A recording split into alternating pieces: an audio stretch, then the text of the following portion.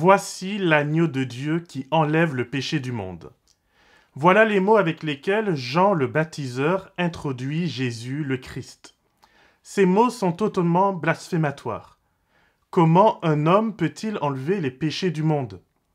Comment peut-il être un agneau sans défaut? Pourquoi Dieu a-t-il validé Jésus en envoyant sur lui son Saint-Esprit? Que de sujets très passionnants, mais pas toujours bien compris.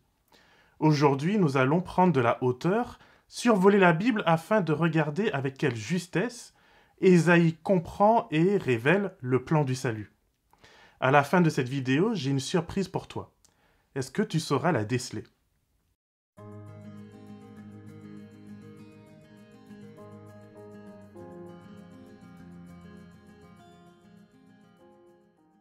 Bonjour et bienvenue dans cet épisode de Croître en Christ, consacré au chapitre 53 du prophète Ésaïe. Nous lisons au versets 4 et 5 la déclaration suivante. En fait, ce sont nos souffrances qu'il a portées, c'est de nos douleurs qu'il s'était chargé. Et nous le pensions atteint d'un fléau, frappé par Dieu et affligé. Or, il était transpercé à cause de nos transgressions, écrasé à cause de nos fautes. La correction qui nous vaut la paix est tombée sur lui, et c'est par ses meurtrissures que nous avons été guéris. Nous avons vu dans l'épisode précédent ce qui fait de Jésus le Messie de Dieu. Nous avons vu comment il s'est offert volontairement, sans violence et sans résistance. Il s'est interposé entre les conséquences du péché et nous comme un garde du corps, offrant sa propre vie pour sauver la nôtre. Je sais que c'est une musique que l'on entend si souvent dans l'Église qu'elle ne fait plus danser grand monde. Pire, elle énerve, voire révolte certains. Non, Jésus n'est pas mort à ma place, diront-ils. C'est un sujet et un débat dans lequel on peut rapidement partir dans des concepts théologiques qui vont en fatiguer plus d'un.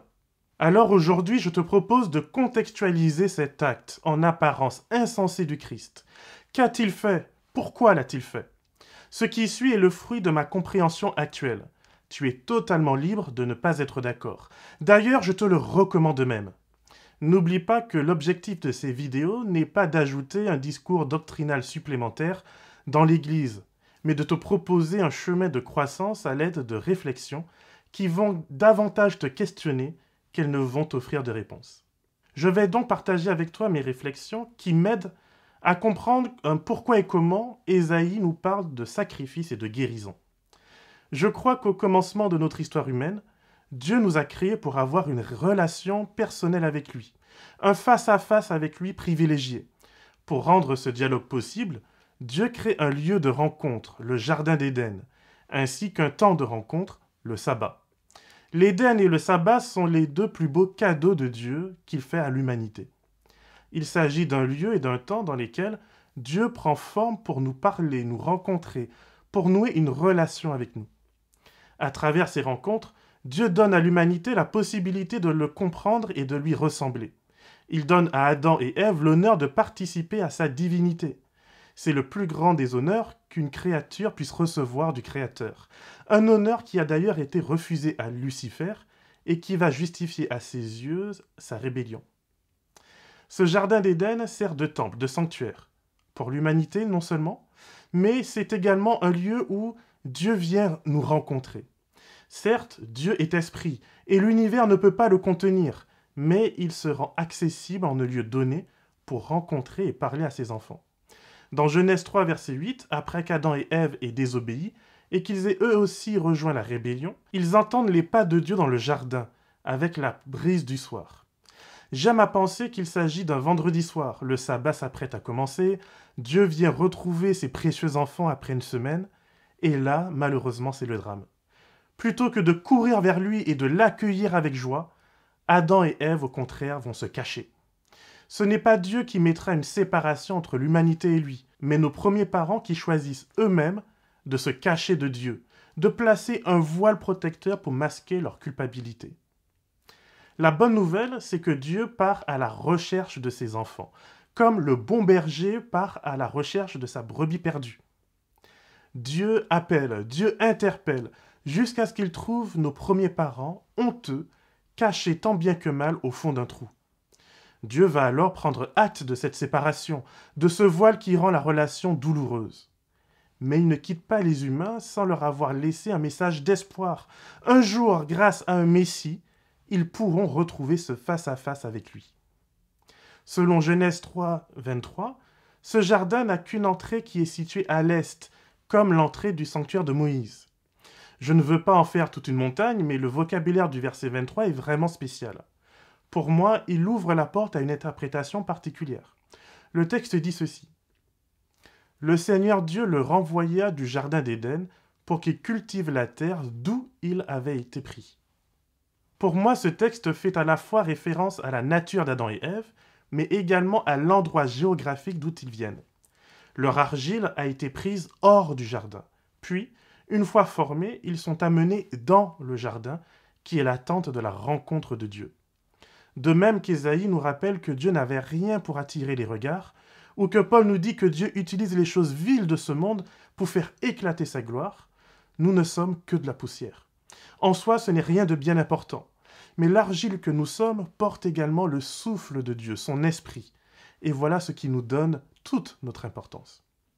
Mais maintenant, malheureusement, il y a une séparation, il y a un voile. Alors commence un rituel si bizarre qu'il suscite encore aujourd'hui beaucoup de polémiques. Au verset 21 du chapitre 3, nous pouvons à tort ou à raison déduire que Dieu organise avec Adam et Ève le premier sacrifice. De ce sacrifice, Dieu tire les premiers vêtements en peau de bête qui habilleront les humains. Il leur explique l'importance d'enseigner ce rituel à leurs enfants et aux enfants de leurs enfants jusqu'à ce que vienne la véritable promesse. L'accomplissement de cette promesse mettra un terme à ces offrandes. Dès le chapitre 4, nous retrouvons d'ailleurs Caïn et Abel présentant à Dieu des sacrifices. Ces rituels se retrouveront avec Noé, Abraham, Isaac, Jacob et bien sûr avec Moïse. Chacune de ces personnes souhaite et espère voir Dieu face à face. Certains, comme Abraham, Jacob, Moïse, sont exaucés de la présence de Dieu à la mesure de ce qu'ils peuvent supporter. En vrai, à cause du péché, nous ne pouvons plus supporter la gloire de Dieu. D'ailleurs, Moïse, il ne voit que le dos de Dieu. Dieu le protège de sa main. Je ne sais pas pour toi, mais moi, j'ai tendance à rouler de manière assez énergique. Du coup, à chaque fois que je vois une voiture bleue avec un gyrophare, eh bien, j'ai le cœur qui se serre. Je regarde avec hâte mon compteur et je vérifie si je ne suis pas en infraction. La vue d'un gendarme peut créer des sueurs froides. Pourtant, je sais très bien que le gendarme est là pour la protection du plus grand nombre. Dans la vie, il aura plus souvent accompagné, aidé, conseillé, écouté qu'il n'aura fait usage de la force. Pourtant, si malgré ce savoir rationnel qui me dit que le gendarme est là pour mon bien, j'ai quand même ce sentiment de peur qui persiste, je ne veux même pas imaginer ce que Dieu peut et doit créer comme sensation dans le cœur de nous autres humains. Bref, avec Moïse, l'histoire de notre monde prend un tournant. Dieu veut nous exaucer, il veut nous retrouver, il veut habiter avec nous. Mais le mauvais en nous l'empêche de le faire. Alors il va redonner à Moïse le sens même du rituel qui sert de parabole, d'annonce du Christ. La construction de ce tabernacle va redonner du sens à l'attente du Messie. Comme pour le jardin d'Éden, l'entrée, on l'a dit, se trouve à l'est. Et là où l'Éden est gardé par des chérubins, ce sont maintenant des Lévites qui gardent cette structure, n'hésitant pas à stopper ceux et celles qui voudraient y venir n'importe comment. On ne peut entrer qu'en y apportant un sacrifice. En hébreu, le terme karban désigne la volonté de se rapprocher, de nouer une connexion, une intimité. Quand un couple ou une amitié se fâche, il est difficile de vivre une intimité quand il y a souffrance et blâme. Alors il est nécessaire de s'excuser, d'offrir une parole apaisante, un cadeau ou un service qui symbolise la demande de pardon, la volonté de se réconcilier. Il y a 5 offrandes prévues pour le tabernacle. Dans le livre du Lévitique, qui représente en quelque sorte le manuel d'église pour les prêtres et les Lévites, il y a donc 3 de ces 5 sacrifices qui servent à symboliser la communion, la fraternité, la relation avec Dieu.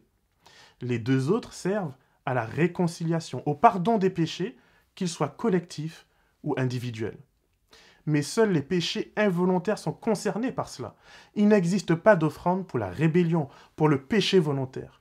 Le roi David, après son adultère, le sait bien. La rébellion n'est pardonnée que par un acte gracieux de Dieu envers un cœur repentant. Il dira ceci, « Car tu ne prends pas plaisir au sacrifice, sinon j'en offrirais. Tu n'agrées pas l'holocauste.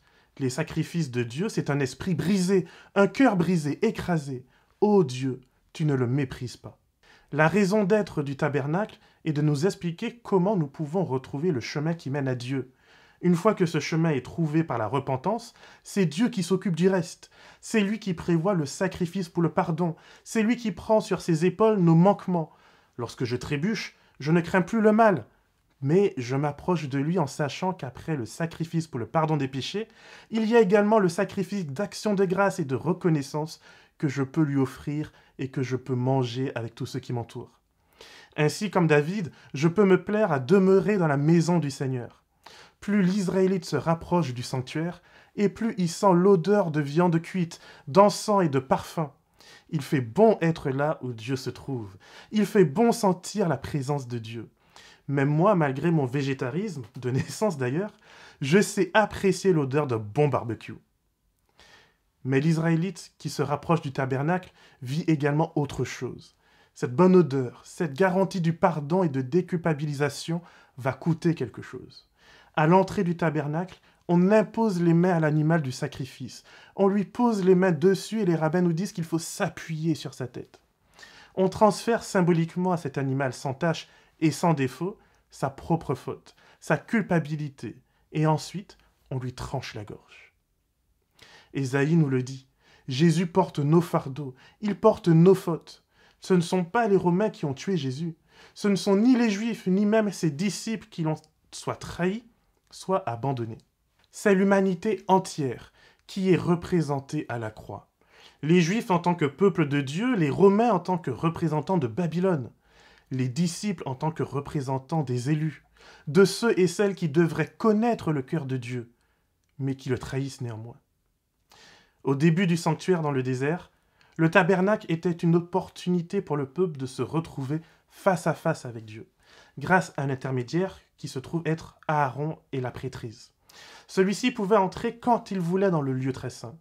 Ce lieu est séparé par un voile très lourd qui symbolise notre séparation, le mal qui nous habite. Lorsque le prêtre entre dans ce lieu, il n'existe pas de porte. Il doit ramper à même le sol et supporter le poids de ce voile sur les épaules, avant de pouvoir accéder à ce lieu très saint et de se retrouver face à face avec Dieu. Malheureusement, les fils d'Aaron vont fauter en apportant du feu étranger devant Dieu. Alors le Seigneur, ne souhaitant pas que toute la lignée d'Aaron périsse, il ordonne à Aaron de n'y entrer qu'une fois par an. Même dans ce saint service, l'humain n'est pas à la hauteur de Dieu. Aaron va donc y entrer une première fois pour son propre péché, puis une deuxième fois pour le péché du peuple. Il a lui-même besoin d'un sacrifice pour se présenter devant Dieu. Ce voile, par contre, sera déchiré à la mort de Jésus. Les officiants du temple se sont retrouvés devant le Saint des Saints. J'imagine leur crainte. Heureusement, grâce à Jésus, plus de condamnation, plus de crainte, plus de mort. Christ est mort pour enlever notre séparation d'avec Dieu. Si l'humanité entière était présente lors de la condamnation, c'est également l'humanité entière qui est délivrée par sa mort. C'est le cas, par exemple, de ce centurion dont les yeux vont s'ouvrir face à Christ. Il reconnaît le Christ sans avoir besoin d'une étude biblique ou théologique. Jésus est le Fils de Dieu. Ésaïe 53 et le verset 12 nous parlent de la multitude qui bénéficie du salut, du sacrifice volontaire du serviteur souffrant. Des Bibles traduisent multitude par nation. C'est bien en effet l'humanité qui se voit offerte le salut. Tous et toutes, sans faire exception de personne. Le sacrifice de Jésus met tout le monde d'accord et rend les distinctions inutiles. Nous sommes ici dans un symbolique qui nous rappelle l'alliance entre Dieu et son peuple, au moment où la loi est donnée à nouveau et où le peuple, on va lui asperger le sang du sacrifice. Ainsi, c'est le monde entier qui est aspergé du sang du Christ. Il n'y a donc plus ni juif ni grec, nous dit Paul, ni homme ni femme. Cela ne signifie pas qu'il n'y a plus de genre au ciel, mais que la terre habitée, l'oikoimen, en grec, se voit offrir la réconciliation avec Dieu. Je pourrais parler encore des heures sur cette magnifique harmonie biblique entre l'Ancien et le Nouveau Testament, entre le tabernacle et le Christ. Jésus dira « Détruisez ce temple et en 3 jours je le relèverai ». Je ne peux te laisser avant de t'avoir présenté ce temple dont Jésus parle, ce sanctuaire. Dans le premier chapitre de Jean, L'évangéliste nous disait déjà que Jésus est la parole de Dieu venue tabernacler, c'est-à-dire demeurer parmi nous, afin que nous puissions contempler sa gloire. Jésus est celui par qui nous retrouvons la face de Dieu. Jean et ses amis disent qu'ils l'ont vu cette face. Ils ont vu la gloire de Dieu et ils ont vu le Père. Le larron sur la croix n'a vu de Jésus que le sacrifice et l'autel. Il n'a pas été plus loin que la porte d'entrée du sanctuaire. Pourtant, il a été sauvé. Jésus est notre salut car son sacrifice s'offre à tous ceux qui le reconnaissent, même imparfaitement. Jésus est notre baptême car il nous purifie, il nous lave du mal qui nous ronge comme un cancer. Jésus est notre pain, il est notre vin, il est notre lumière, il est notre prière. Il dira qu'il a été brisé pour nous. C'est en son nom que nous prions et que nous accédons au trône de la grâce. Elle enfantera un fils et tu lui donneras le nom de Jésus. C'est lui qui sauvera son peuple de ses péchés. Étienne, lors de sa lapidation, s'écria « Voici, je vois les cieux ouverts et le Fils de l'homme debout à la droite de Dieu. » L'Épître aux Hébreux, ainsi donc, frères, puisque nous avons au moyen du sang de Jésus une libre entrée dans le sanctuaire, par la route nouvelle et vivante qu'il a inaugurée pour nous, au travers du voile, c'est-à-dire de sa chair. La bonne nouvelle de l'Évangile, c'est qu'en Jésus, nous avons retrouvé par la foi le chemin qui mène au trône de Dieu. Sur la croix, le chemin qui mène à l'arche de son alliance a été ouvert. Dieu a transformé notre malédiction en bénédiction. Cela a été illustré dans l'Ancien Testament par les ustensiles du tabernacle, qui étaient faits de bois d'acacia. C'est l'un des rares arbres de la région de la Palestine à porter des épines. Les épines symbolisent la malédiction du péché. On ne les retrouve qu'à partir de Genèse 3 et de la chute. C'est justement cet arbre que Dieu utilisera pour construire les ustensiles du sanctuaire, servant à faire alliance.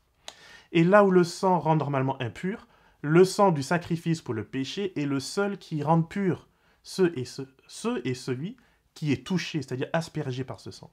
Dans le dernier livre de notre Bible, Jésus nous donne sa révélation. Il nous dit qu'il souhaite que nous vivions avec lui dans son temple, dans son sanctuaire. Il promet de faire de nous les piliers de cette nouvelle structure, qui ne sera pas construite par des mains humaines, mais par Dieu lui-même. Dans l'Apocalypse de Jean au chapitre 21 et au verset 16, Jean précise qu'il voit la nouvelle Jérusalem, la cité de Dieu, le sanctuaire céleste, qui a une forme carrée, la forme même du lieu très saint. Dieu nous a promis un face-à-face éternel, et il tient promesse. Voici ce qu'Ésaïe a vu. Dieu réconforte et réconcilie son peuple. Dieu prend sur lui notre malédiction et la change en bénédiction. Dieu nous invite dans son temple, dans son sanctuaire, là où se trouve son trône, et il fait de nous les colonnes de sa grâce. J'aimerais encore te montrer tant de choses, tant d'indices et de clins d'yeux de la révélation biblique. Mais je pense avoir déjà été assez long. Je veux te laisser avec cette promesse que l'on trouve dans Hébreux 10, verset 35. N'abandonnez donc pas votre assurance à laquelle est attachée une grande rémunération. Cette rémunération, c'est le fait de pouvoir se retrouver à nouveau très bientôt, face à face avec Dieu. Ainsi, nous saurons, comme nous le dit l'apôtre Paul, comme nous avons été connus par lui dès le commencement. Ainsi, nous retrouverons cette relation. Ainsi, nous retrouverons cette intimité. Cette Jérusalem qui descend du ciel, c'est la surprise de Dieu. Ce sanctuaire, ce temple qui descend. L'apôtre Jean nous dira d'ailleurs que dans cette nouvelle cité, il ne verra pas de temple, car l'Éternel Dieu est avec son peuple. Que le Seigneur te garde et te bénisse, et qu'il fasse de toi une source de bénédiction pour l'éternité.